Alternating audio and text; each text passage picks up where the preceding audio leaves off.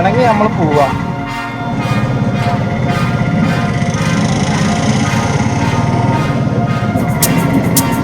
അമ്മച്ചി പൊരുത്തപ്പെട്ട തിരക്കാണ് ഇവിടെ. മണ്ണാർക്കാടുത്തെ ആൾക്കാരെ അധികാരികളെ ഒന്ന് ഇവിടെ ഒരു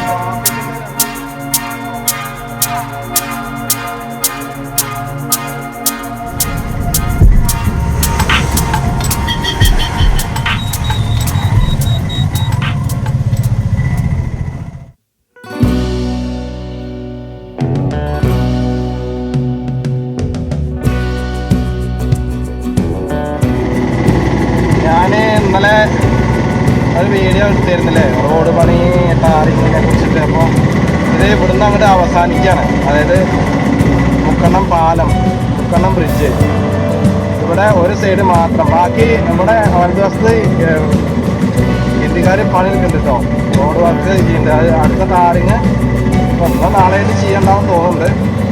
പക്ഷെ ഒരു സൈഡ് എഡ്ജാണ്. അപ്പോൾ കൂടുതൽ ബൈക്കുകാരൊക്കെ തെന്നി വീണുള്ള ചാൻസ് ഉണ്ട്. കാരണം ഇങ്ങനെ മുന്നിൽ ഇങ്ങനെ വണ്ടികൾ ഇങ്ങനെ സൈഡാക്കി മെല്ലെ പോകുമ്പോൾ അപ്പുറത്തേക്ക് ഇറങ്ങാൻ പറ്റും. സിമ്പിളായിട്ട് നമുക്ക് ഇറങ്ങാം. പക്ഷേ പെട്ടെന്ന് ഏത് ദിശയിൽ നിന്നൊരു വണ്ടി വരികയാണെങ്കിൽ, കാരണം അവരവർ സൈഡല്ലേ കറക്റ്റാക്കി വരുള്ളൂ. അപ്പോൾ നമുക്ക് കയറാൻ ഭയങ്കര ബുദ്ധിമുട്ടാണ്. കാരണം എഡ്ജിൽ പെട്ടെന്ന് തിരിക്കാൻ പറ്റില്ല. തിരിച്ചു കഴിഞ്ഞാൽ വണ്ടി ഒന്നുകിൽ സ്കിഡായിട്ട് മറിഞ്ഞു വീഴും, അല്ലെങ്കിൽ മറ്റേ വണ്ടിയുടെ അടിയിൽ പോയി കിടക്കും. അപ്പോൾ ഇങ്ങനെയുള്ള പ്രശ്നങ്ങളൊക്കെ ഉണ്ട്. നമുക്കിങ്ങനെ പെട്ടെന്ന് ഇറങ്ങി പോകാട്ടോ. ഇറങ്ങി പോണേ കൊണ്ട് കുഴപ്പമില്ല. അപ്പോൾ എന്ത് ചെയ്യണമെന്ന് അറിയാം, നമ്മൾ നേരെ ഇങ്ങനെ പോകണം. അതേമാതിരി അവിടുന്ന് വേറെ വല്ല വണ്ടി ഞാനിത് കാണിച്ചു തരുന്നത് എന്താ അറിയോ, നിങ്ങൾക്കത് അറിയണം, റിസ്ക് എന്താണെന്ന് അറിയണം. അപ്പം ഞാൻ റോങ് സൈഡായിട്ടാണ് പോണത്. ശരിക്കും പോകാൻ പാടില്ല. കാരണം അവിടുന്ന് ഇങ്ങോട്ട് വണ്ടി വരുമ്പോൾ ആ വണ്ടിയുടെ കറക്റ്റ് ലൈനായി അവർ പിടിക്കുന്നത്. അപ്പോൾ ഞാൻ കാണിച്ചു തരണം. ഇനി ഇവിടുന്നുണ്ടോ സ്കിഡാവുന്നുണ്ടോ, അപ്പോൾ നമുക്ക് പെട്ടെന്ന് പിടിച്ചെടുക്കാൻ പറ്റില്ല. അപ്പോൾ വണ്ടി മറിയാനും മറ്റേ വണ്ടിയുടെ അടിയിൽ പോയി കിടക്കാനും ചാൻസ് ഉണ്ട്. അപ്പോൾ നിങ്ങൾ ധൃതി കൂട്ടിയിട്ട് വണ്ടി കൊണ്ട് പോകരുത്. അപ്പോൾ ഇത് നല്ല തിരക്കുള്ള ദിവസമാട്ടോ. എന്താണെന്ന് അറിയില്ല, എടുത്തപ്പെട്ട തിരക്കാം.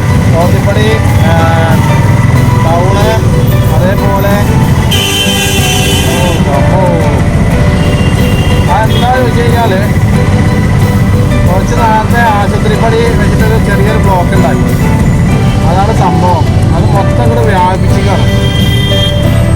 അപ്പോൾ ഞങ്ങളുടെ സുൽത്താൻ റോഡ്, കോങ്ങാട് സുൽത്താൻ റോഡ് മണ്ണാർക്കാട് ഏകദേശം പാലത്തിൻ്റെ അവിടുന്ന് ടാറിങ് പൂർത്തിയായിക്കൊണ്ടിരിക്കുകയാണ്. ഇനി എന്താണ് ചോദിച്ചു കഴിഞ്ഞാൽ, വാഹനങ്ങൾക്ക് സ്പീഡ് കൂടും. കാരണം ആദ്യം ഒരൊറ്റ ലെയറായിരുന്നു ടാറിങ് ചെയ്തിട്ടുണ്ടായിരുന്നത്. ഇപ്പോൾ 2 ലെയർ ചെയ്തു, രണ്ടാമത്തത് റബ്ബറൈസിങ്. അപ്പോൾ ഇനി എന്താ ഉണ്ടാവുമെന്നറിയോ, വാഹനങ്ങൾ ശ്രദ്ധിക്കാതെ പോയിട്ട് ആദ്യം അവിടെ പന്നി ഇടിച്ചിട്ട് 2 പേര് മരിക്കണ്ടായി.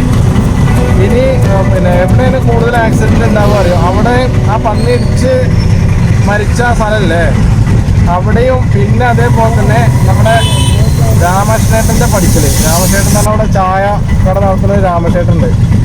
കാരണം അവിടെ ആദ്യം പാലത്തിൻ്റെ അതുവരെ എന്താ പിന്നെ റോഡ് ടാറിങ് ചെയ്തിട്ടുണ്ടായിരുന്നു. അവിടെ കുണ്ടും കൂടിയായിരുന്നു. അപ്പോൾ വാഹനം ഇങ്ങനെ ഭയങ്കര വൈബ്രേഷൻ ആകുമ്പോൾ ബ്രേക്കുമ്പോൾ ചവിട്ടാനുള്ളൊരു സാഹചര്യം ഉണ്ടായിരുന്നു. ഇപ്പോൾ അതില്ല. ഇപ്പോൾ ടാറിങ് ഫുള്ളായിട്ട് ചെയ്ത് വരുമ്പോൾ അതിലൂടെ വാഹനങ്ങൾ സ്പീഡ് പോകും.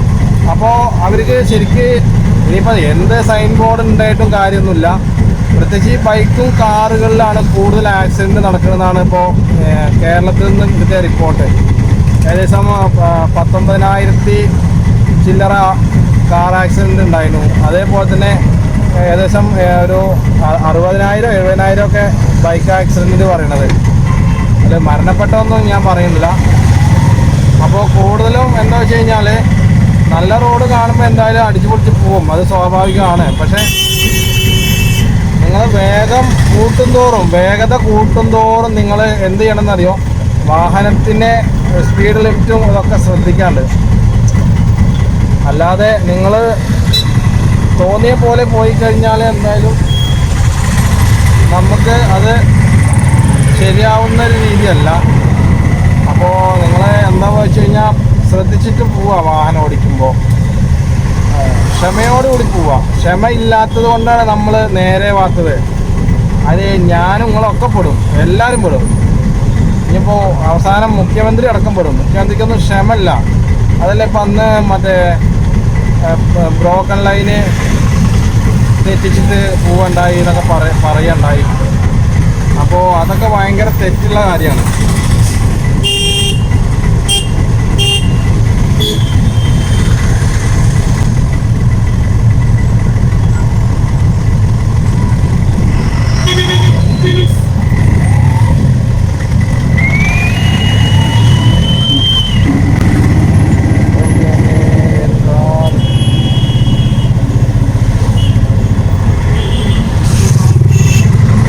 രാവിലെ മുക്കണ്ണത്ത് എത്തണ്ട, ഇവിടെ ടൗണിൽ തന്നെ KSRTC-കാരനും ഒരാൾ കൂടി പൊരിഞ്ഞതെറി പറഞ്ഞാൽ പൊരിഞ്ഞതെറി. അതെന്താ വെച്ച് കഴിഞ്ഞാൽ KSRTC-കാരന് അവിടെ നിർത്തി കൊടുത്താൽ മതി. പക്ഷെ അവനാ ബൈക്കുകാരൻ്റെ സൈഡിൽ തന്നെ വരുന്നത്. പക്ഷെ ഒരു ചെറിയ വാഹനം പോലും പോവാൻ ഓൻ്റെ സൈഡിൽ കൂടെ പോകാനും കൂടി അനുവദിക്കാതെയാണ് KSRTC-കാരൻ മുന്നിൽ എടുത്തിക്കത്രേ.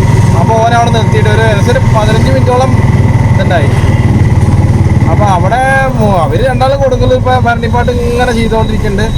ആൾക്കാരത് ഇങ്ങനെ കേട്ടുകൊണ്ടിരിക്കുന്നുണ്ട്. ഇതിലിപ്പോൾ നമുക്ക് മനസ്സിലാക്കേണ്ട എന്താ അറിയോ, കൂടുതലും ഡ്രൈവിംഗ് അല്ല ആൾക്കാർ പഠിച്ചുകൊണ്ടിരിക്കുന്നത്.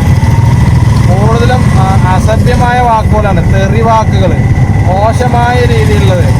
ഗൾഫ് കൺട്രീസിലൊക്കെ വണ്ടി തട്ടിയാലും മുട്ടിയാലും ആദ്യം ഷൈക്കൻഡ് കൊടുത്തിട്ടാണ് പിന്നെ സംസാരിക്കാം. എന്തെങ്കിലും നിങ്ങൾക്ക് വല്ലതും പറ്റിയോ, എന്തെങ്കിലും കുറവുണ്ടോ, എന്തെങ്കിലും പ്രശ്നമുണ്ടോ ചോദിക്കുമോ ആദ്യം. ഇതൊന്നും ഇവിടെ അതൊന്നുമല്ല. ആദ്യം ഇവിടെ അമ്മയ്ക്കാണ് വിളി തുടങ്ങുക. എന്തായാലും ദൈവം കാക്കട്ടെ എല്ലാവരും.